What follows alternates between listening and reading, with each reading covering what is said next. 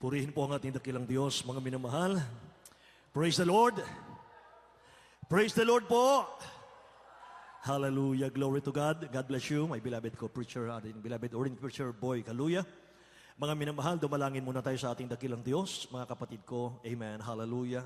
Naway tayo gabayan ng ating mahal na Panginoon sa kanyang mga banal na salita. Sa hapong ito, mga kapatid. Itaas po natin ang ating mga kamay, mga minamahal. Dakilat mapagpala po naming Ama, aming napakabait na Diyos, mahal na Panginoon. Maraming salamat po sa araw na ito. Mahal na Panginoon, sa aming krusadang ito, O Diyos. Hallelujah. Tunay po na kinasasabikan ng iyong mga anak, O Diyos, ang kami makapagkrusadang katulad nito, mahal na Panginoon. Hallelujah. Mahal na Panginoon, minsan pa, O Diyos, gabayan mo kami, patnubayan. Mahal na Panginoon, sa pangunat panalangin namin, beloved Honorable Pastor Wilde Estrada Olmeda, sa ganang akin, Ama, wala kong magagawa, ikaw ang aking inaasahan. Minsan pa, O Diyos, iyong abutin ang aming mga kababayan sa lugar nito. Lord God, iyong langisan ang mga salita mo, mahal na Panginoon. Alisin mo ang pag-aalinlangan ng mga banal, O Diyos, sa lahat ng mga naririto. In the name of Jesus, we bind the power of darkness right now. In the name of Jesus, hindrances, unbelief and doubt, cast out in Jesus' name. Isang malakas na praise the Lord. God bless you po, mga mahal. Makabalik tayo sa ating mga upuan, mga kapatid ko. Purihin ang ating dakilang Diyos. Amen. Hallelujah. Mga mahal, bagong lahat, ang pinakamataas pong pagpupuri, pagluluwalhati, pagdakila at pagsamba, natatangi po sa ating pinakamamahal na Panginoong Kristo. Amen. Hallelujah. Praise God. Praise the Lord. I give double honor, respect po sa ating beloved parents in the Lord. Mga mahal, sa kanila pong itinanim sa ating mga mahal na kanila pong mga anointed preaching and teaching, mga kapatid. Amen. Hallelujah. Hindi natin malilimutan. At ako po'y nagbibigay din ng paggalang po at pagbati sa The Whole Ameda family. Praise God. Hallelujah. At ganun din po sa aking mga kamanggagawa, sa ating mga mangangaral, sa ating pong beloved ordained preacher Boy Kaluya, ang kanyang pamilya. Mga minamahal, sa lahat ng ating mga kasama sa lugar na ito, sa lahat po ng ating minamahal na mga bisita, mga baguhan, mga kapatid sa ating mga kapatiran, magandang hapon sa inyong lahat, mga kapatid ko. Purihin ang mahal na Panginoon. Mga minamahal, tayo po, mga kapatid, ay makinig ng salita ng dakilang Diyos na buhay. Amen. Maari, mga kapatid, marami sa atin, hindi po naintindihan, hindi po naunawaan, bakit mayroon tayong krusadang katulad nito, mga minamahal. Mga kapatid, ang krusada po ng ating pinakamamahal na Panginoon sa pangunguna po ng ating beloved evangelist Wilde Estrada Olmeda, ito po ay nag-win ng soul. Tayo po'y nag-aakay ng mga kaluluwa. Mga mahal, para sila po ay hanguin sa kasalanan, sa impyerno, mga mahal, para ang lahat po ay maging tagapagmana ng buhay na walang hanggan. Amen. Mga mahal, sa ating balalagawain, mga kapatid, sa amin po, sa dakong ito, mga mahal, kami po'y umilang ng maraming taon. Mga mahal, 1% of 1%, wala kaming alinlangan na ang Diyos na buhay nasa Jesus Miracle Crusade. Hallelujah. Sapagkat dito po nagbago ang aming mga buhay, mga minamahal, mga karamdaman namin na bunga ng kasalanan, pinagaling ng mahal na Panginoon sa pamamagitan po ng panalangin nating beloved Honorable Pastor Wilde Estrada Olmeda. Amen. Hallelujah. Binago ang buhay, pinagpala ang buhay, dating mga bangkarota sa negosyo, bagsak ang buhay, mga minamahal. Ngayon po, mga kapatid, ay pinagpala ang buhay. Amen. Kaya makinig kayong mainam. Mga mahal, ang layunin po ng Jesus Miracle Crusade ay upang hatiran kayo, mga minamahal, ng dakilang pag-ibig ng mahal na Panginoon. Na kapag inyong nakilala ang dakilang Diyos na buhay, mga minamahal, siyang tiyak na bagay, pagpapalain ang inyong mga buhay. Praise the Lord, mga mahal. Makikinabang kayo, mga kapatid ko. Buksan natin ang ating mga Biblia, mga mahal. Alamin natin, mga kapatid ko, bakit ang tao po ay binuhay ng dakilang Diyos sa mundong ito.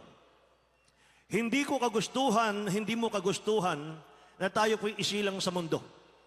Meron pong layunin ng dakilang Diyos, bakit tayo sinilang sa mundo. Amen. Praise the Lord. Kung ating pag-uusapan, mga minamahal ko, ang buhay, mga minamahal, hindi natin dapat pag-usapan yung relihiyon. Yung 600 plus religion, mga mahal, sa ating bansang Pilipinas, hindi natin pag-uusapan yan. Ang pag-uusapan natin, mga mahal, itong ating hiram na buhay. Amen. Mga mahal, Job chapter 12, verse 10, mga kapatid ko. At isunod natin yung Ecclesiastes chapter 3, verse 2. Dito po sa aklat ng Job, kabanatang 12, ang talata po ay Gs. Nasa kamay niya ang kaluluwa ng bawat bagay na may buhay at ang hininga ng lahat ng mga tao. Dito po sa aklat ng Ecclesiastes, kabanatang 3, ang talata po ay 2. Panahon ng kapanganakan at panahon ng kamatayan, panahon ng pagtatanim at panahon ng pagbubunot ng itinanim. Amen. Dakilang Diyos ang magpala ng kanyang mga salita, mga minamahal sa hapong ito. Ang ating pong title, mga kapatid, ay Borrowed Life. Hiram na buhay, mga minamahal. Sa Job, chapter 12, verse 10, mga kapatid, nasa kamay niya ang kaluluwa ng bawat bagay na may buhay at ang hininga ng lahat ng mga tao. May panahon po ng pagsilang, may panahon po ng kamatayan, may oras, mga minamahal ko, ng pagsilang, may oras ng kamatayan ng tao, may oras po ng pagtatanim, may oras po ng pagbubunot ng tanim. Ngayon ang tanong, mga minamahal, alisin muna natin sa ating kaisipan, ako'y Romano Katoliko, ako'y Protestante, ako'y Iglesia ni Cristo, mga minamahal, ako'y Episcopalian, mga minamahal, alisin muna natin yon, mga kapatid. Pag-usapan natin ngayon, mga minamahal, bakit ba may buhay ako ngayon? Bakit ba ako'y humihinga ngayon? Bakit ba ako ay nandito sa mundong ito? Ano ba ang gagawin ko dito sa mundo, mga minamahal? Alam nyo gaano kahaba ang buhay na hiniram natin sa dakilang Diyos natin? May nakakaalam ba?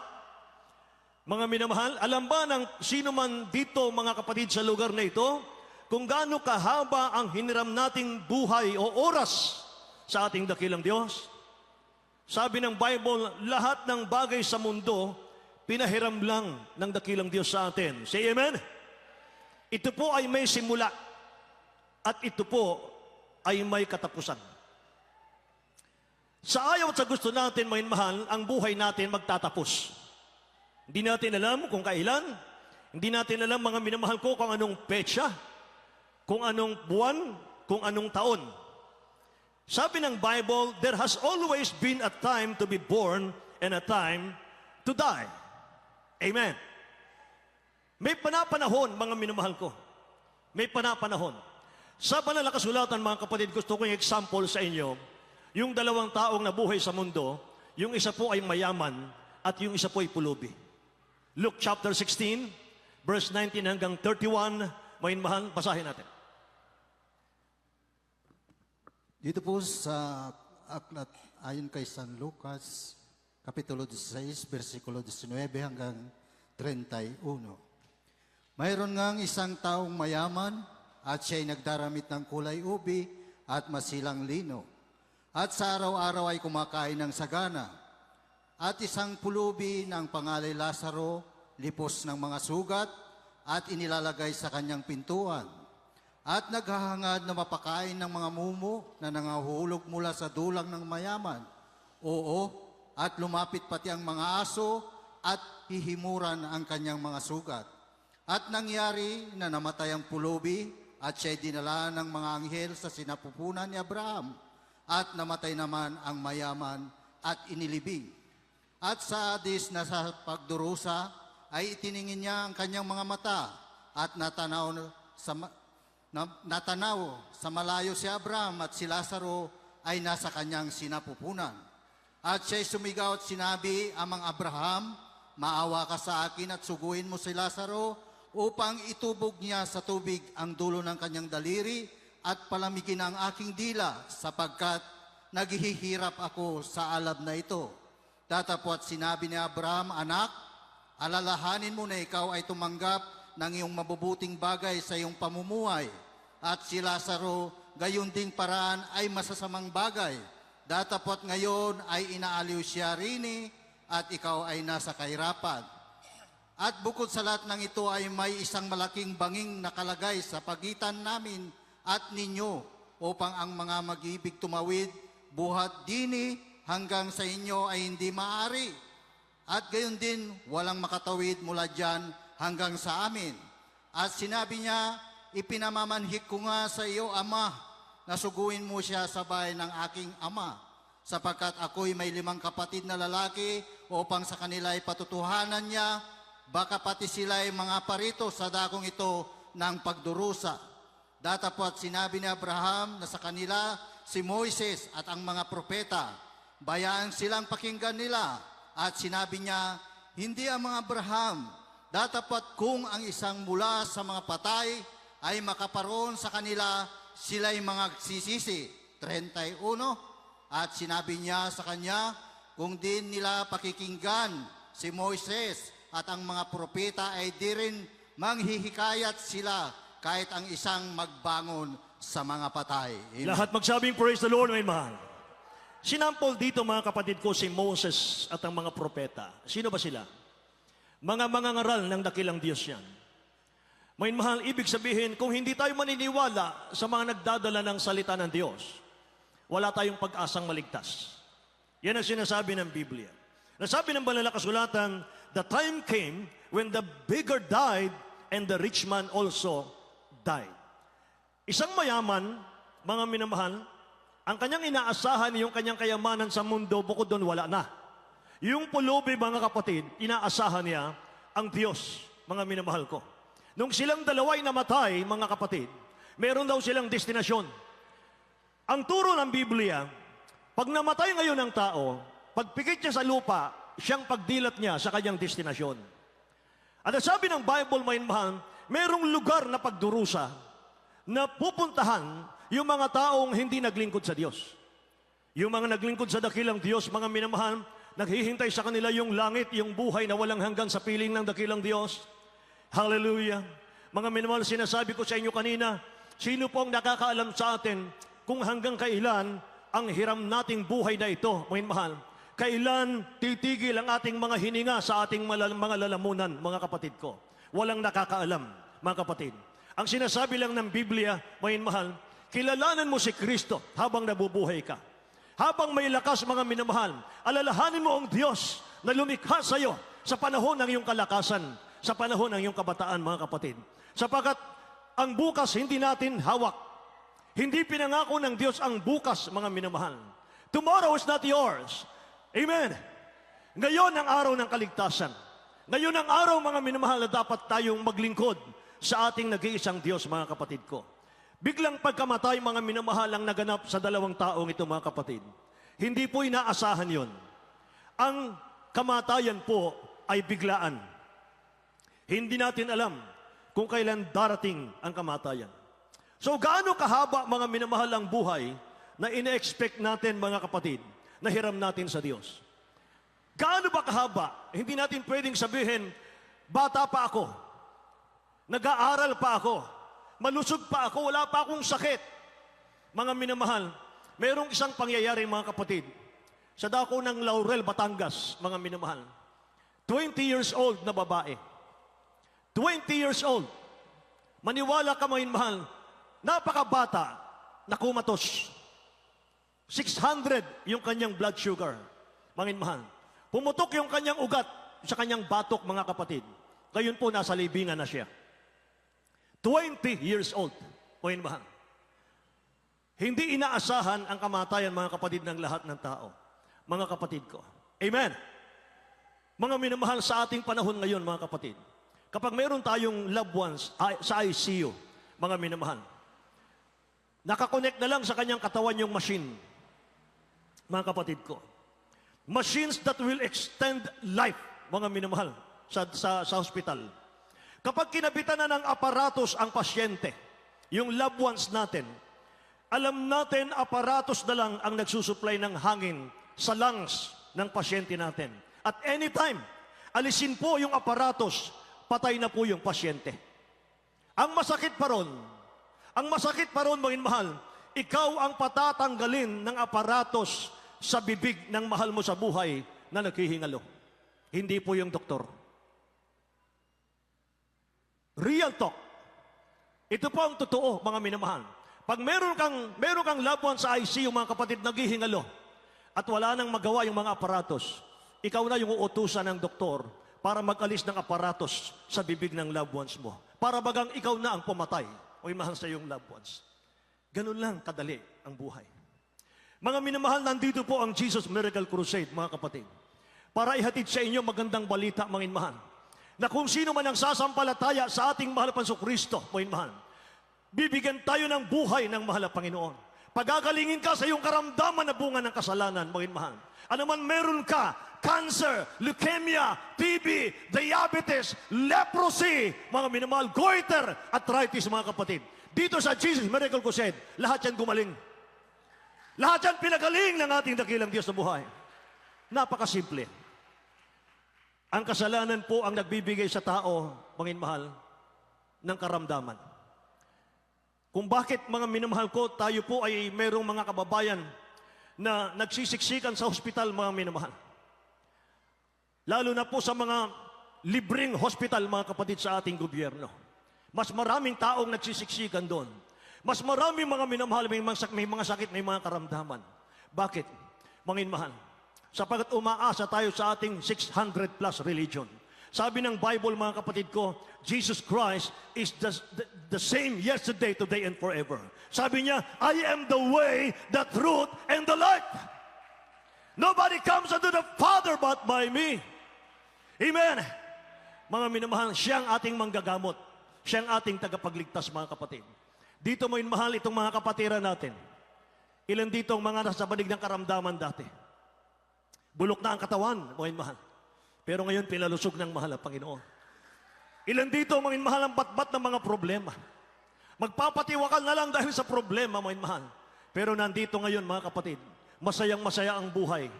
Pinagpalang buhay, mga minamahal, hallelujah. Hallelujah. Purihin ang mahal ang Panginoon. Kaya naman, mga mahal, yan po ang dahilan kung bakit kami po'y inuutosan ng ating pinakamamahal ang Panginoong Diyos, ating pinakamamahal ang Jesus. May mahal natin beloved Honorable Pastor Will Estrada Almeida, na magkrusadang katulad nito, mga minamahal. Para nang sa ganun, kung sino man ang sasampalataya, may mahal, mabautismuhan ay maliligtas. Subalit ang hindi sasampalataya ay mapapahamak, sabi ng Biblia. Amen! May mahal, sabihin ko po sa inyo, ang buhay na hiram na ito, ang buhay na hiram natin na ito, sacred ito. Sacred and given to us by God. Binigay, pinahiram ng mahal na Panginoon, sagrado.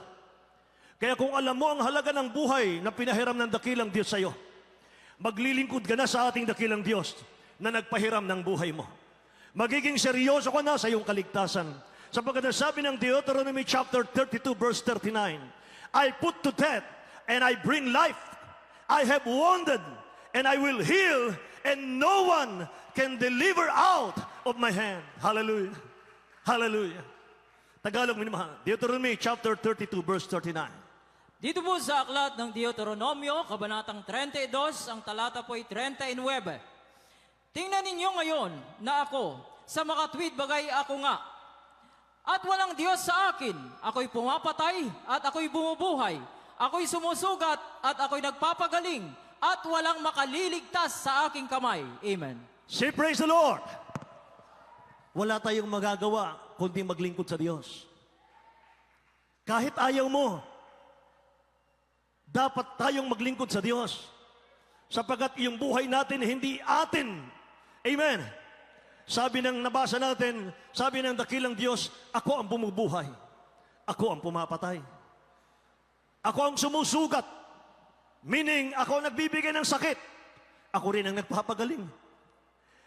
Amen! Praise God. Naalala ko yung sinabi ng ating beloved Ordained Preacher Boy Kaluyang. Only one life will soon be passed. Only what's done for Christ will last. Totoo yan. Mga mahal, totoo yan. Isang buhay ang lilipas sa mundo. At yung mga gawa natin kay Kristo sa mahal na Panginoon, yun lang ating madadala. Amen ba? Tandaan po natin ito. Dumadaan lang tayo sa mundo. Dumadaan lang tayo sa mundo. At pagdaan natin sa mundo, hindi na tayo pwedeng bumalik. Hindi na natin pwedeng i-rewind. Hindi na natin pwedeng i-edit ang buhay natin. Ngayon, mga mahal, magdesisyon tayo. Amen. Maglingkod sa Diyos O ayaw mo maglingkod sa Diyos? Gusto mo ng paglilingkod sa dakilang Diyos para langit naghintay? O mamuhay tayo sa kasalanan, mga minamahal ng tungoy kapahamakan? Sabi ng Bible, the wages of sin is death. But the gift of God is eternal life through Jesus Christ, our Lord. Amen. Ang kabayaran ng kamatayan, ang kabayaran ng kasalanan ay kamatayan. Ngunit ang kaloob na libre ng Diyos, mga mahal, ay buhay na walang hanggan. Amen. Kaya itong pinahiram ng dakilang Diyos na buhay na ito sa atin, precious ito sa Diyos. Napakahalaga nito sa mahal na Panginoon. At walang sinamang tao ang may karapatan na sirain ang buhay na ito, sapagkat hiram lang natin sa Diyos ito. Huwag nating sirain sa mga bisyo, sa mga drugs, sa mga shabu, mga minamahal. Huwag nating sirain ito, minamahal, sa mga alak, mga kapatid ko. Ito po'y ipaglingkod natin sa mahal na Panginoon. Sabi ng 1 Corinthians chapter 6, verse 19, mga minamahal, know ye not that your body is the temple of the Holy Spirit, which is in you? Amen. Praise the Lord. For ye are bought with a price, therefore glorify God in your body and in your spirits, which are God's. Tingnan natin sa Tagalog, minamahal. Dito po sa unang Korinto 6, Kapitulo 6, versikulo 19 hanggang 20. O hindi ba ninyo nalalaman ang inyong katawan ay templo ng Espiritu Santo na nasa inyo, na tinanggap ninyo sa Diyos at hindi kayo sa inyong sarili? Right. Sapagkat kayo binili sa halaga, lualhatiin nga ninyo ng inyong katawan ang Diyos. Amen. Lahat magsabing praise the Lord. Hindi kayo sa inyong sarili. Binili kayo sa halaga ng dugo ng ating mahal na Panginoon. Luwalhatiin nga ninyo ng iyong katawan ng dakilang Diyos. Amen. Ngayon, normal nang mag-commit ng suicide. Iba't ibang bansa, mga minamahal, lalo sa mga teenager, mga kapatid.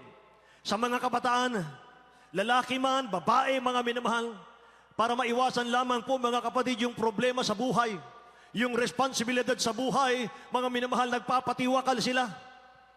Alam niyo, mga kapatid, wala pong sino mang may karapatan na kitlin ang buhay natin. Amen. Naalala ko yung Bible, naalala ko yung Old Testament. Si Moses, mga minamahal, ang mga heroes of the Bible, mga kapatid, may mga ilan dito na ang kanilang panalangin, Lord, let me die. Lord Jesus, hayaan mong mamatay na po ako. Number 1, si Moses. Numbers 11, verse 15. Sabi ni Moses, Lord, put me to death right now. Mahal na Panginoon, patayin mo na ako ngayon na. Hindi siya pinatay ng dakilang Diyos dahil hindi pa tapos ang pinagagawa ng dakilang Diyos sa kanya. Si Prophet Elijah, mga mahal, 1 King chapter 19, verse 4, sabi ni Elijah, take my life, O God. Mahal na Panginoon, kunin mo na ang buhay ko. And the Lord was not yet finished with Elijah. Yet, mga mahal. Amen. Hindi pa tapos ang Diyos kay Elijah. Kaya kahit ipanalangin niyang mamatay na siya, mga mahal, hindi siya pinapatay ng Diyos. Si Job, punong-puno ng problema siya. Punong-puno ng trial sa buhay. He had boiled all over his body. His flesh was eaten by worms, sabi ng Bible. Pero sabi ng Job chapter 6, verse 9, but the Lord was not finished with Job, mga mahal. The Lord was not finished with Job. Hindi pa tapos ang Diyos kay Job. May plano pa ang dakilang Diyos kay Job, kay Elijah, kay Moses, mga mahal, kaya hindi sila pinatay, mga kapatid. Ngayon, mga mahal, siguro nasagot na yung tanong natin sa buhay ngayon. Bakit ngayon, nung bata pa ako, mga mahal, ang daming signus ang aking pinasukan, pero hindi ako pinatay ng Diyos. Nandito ako ngayon, buhay na buhay. Bakit, mga mahal? Sapagkat ang sabi ng Biblia, Psalms 139, verse 14, mga minamahal ko, I praise you because I am fearfully and wonderfully made. Kamangha-manghang nilikha ka ng Diyos. Amen. Amen. Nilikha ka ng Diyos na kamangha-mangha, sabi ng Biblia, mga minamahal ko. Your works are wonderful. I know that full well. Ngayon, naintindihan na natin. Bakit tayo binuhay ng dakilang Diyos? Binuhay ka, ayaw ka pang mamatay ng mahal na Panginoon. Sapagkat gusto niya, bago kanya kunin, makilala mo siya, mapaglingkuran mo siya, mga mahal, sa Espiritu at katotohanan. Amen! Para tayong lahat ay maligtas, magmana ng buhay na walang hanggan sa piling ng Diyos. Mga mahal, lahat ng tatanggap sa mahal na Panginoon ngayong araw na ito, isasara ng dakilang Diyos ang pinto ng impyerno sa atin. Mga minamahal, sana huwag nating pagmatigasin yung ating mga puso, mga kapatid, sa Diyos nating nagmamahal. Sana tanggapin natin yung inaalok niyang libreng kaligtasan, sapagkat hindi natin matitiyak kung hanggang kailan lang tayo sa mundong ito. Amen po ba? Praise the Lord! May mahal. Hallelujah. Kaya mga kapatid ko, sabi ng banal na kasulatan, hindi natin kailangan, mga minamahal ko, yung tradisyon. Romans 8:9, ang sino mang taong walang Espiritu ni Kristo, siya'y hindi kay Kristo, may mahal. So hindi natin kailangan ng tradisyon, mga kapatid. Taon-taon, ginaganap natin, may mahal, yung next week, ano yan? May mahal? Mahal na araw. Bukas, mga kapatid, ating isasagawa yung palaspas. At yung palaspas, mga minamahal, dadalhin natin sa bahay natin, isasabit natin sa pintuan, sa bintana natin, hayaan natin matuyo yon, at ang paniniwala natin, may mahal, pantaboy na masamang espiritu, mga kapatid. Hindi ba kayo nagtataka? Maraming mga bahay, taon-taon ginagawa natin yon. Kahit lagyan mo ng God bless home ang iyong bahay. Pero kapag walang Kristo sa puso, ang mga nasa bahay, walang Kristo sa loob ng bahay, magulo ang bahay. Bakit? Siya ang Prince of Peace. Amen! Pangulo siya ng kapayapaan, mga minamahal. Si praise the Lord. Anong kailangan natin? Hindi tradisyon. Mga mahal. Hindi, mga kapatid. Sawa na tayo dyan. Taon-taon ginagawa na natin yan. Bakit parang alipin pa rin tayo ng kasalanan, mga mahal? Kaibigan, hindi mo kasalanan, ikay makasalanan ngayon. Hindi mo gusto na ikay isilang na mahirap ang buhay. Mga mahal, huwag nating i-mindset. Alisin natin sa mindset natin yung ang magulang ko kasi mahirap sila. Ang hirap ng buhay ng magulang ko kaya mamamatay ako, mahirap na lang. Mali, mga mahal. Ang mahal na Panginoon na pagpalang Diyos natin. Putulin mo yung kahirapan sa buhay nyo. Putulin mo yung sumpa, mga minamahal ng karukhaan, kahirapan sa buhay mo.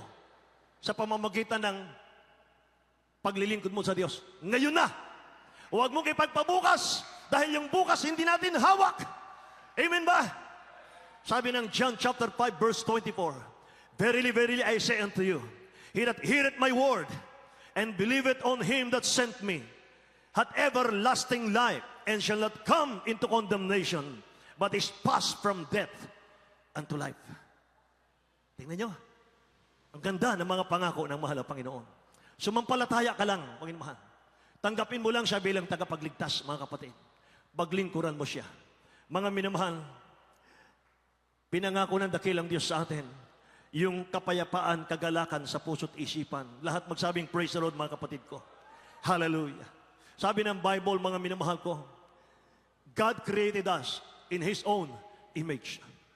Nilikha tayo ng dakilang Diyos sa kanyang wangis. Amen. Inuulit ko, hindi mo kasalanan na ikaw ay maging alipin ng kasalanan. Hindi natin kagustuhan na maging makasalanan. Mga mahal, pag sinabi ng Bible, God created us in His own image. Hindi image ng Diyos na saktan kanya. Hindi po image ng Diyos na parusahan kanya. Hindi po image ng Diyos na maghirap ka hanggang mamatay ka. Hindi po image ng Diyos na magkaroon ka ng cancer ngayon, leukemia, TB, diabetes. Hindi po image ng Diyos magkaroon ka ng tuberculosis ngayon. Hindi image ng Diyos na magkaroon ka ng tumor ngayon, mga mahal. Mga minamahal, ang image ng Diyos, mahalin ka niya. Iligtas ka niya, mga mahal. Hallelujah! Pagpalain ka ng mahal na Panginoon. Ayaw nang naghihirap ka.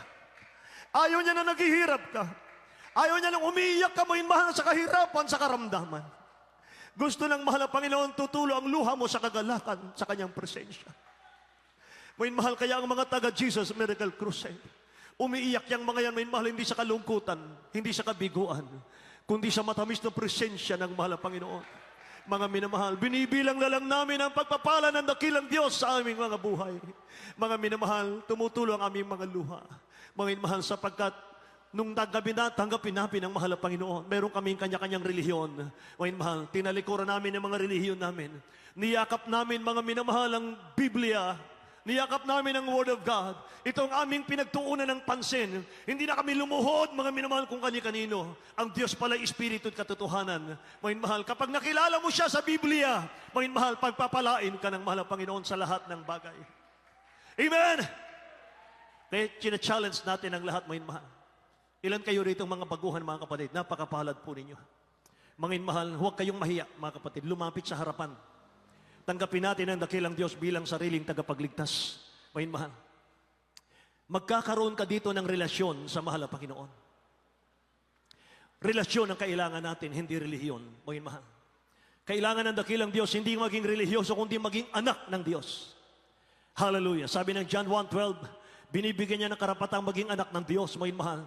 Yung mga sasampalataya sa kanyang pangalan. Yung mga maglilingkod sa kanyang mahal. Tumayo tayong lahat, mga kapatid. Awitan natin ang ating pinakamamahal na Panginoon. Amen. Hallelujah. At habang ating inaawit, may mahal ka ng Diyos, mga kapatid. May mahal, inaanyayahan natin ang ating mga baguhan. Lumapit kayo sa harapan. Tanggapin po ninyo ang nagmamahal na Diyos. Amen. Hallelujah.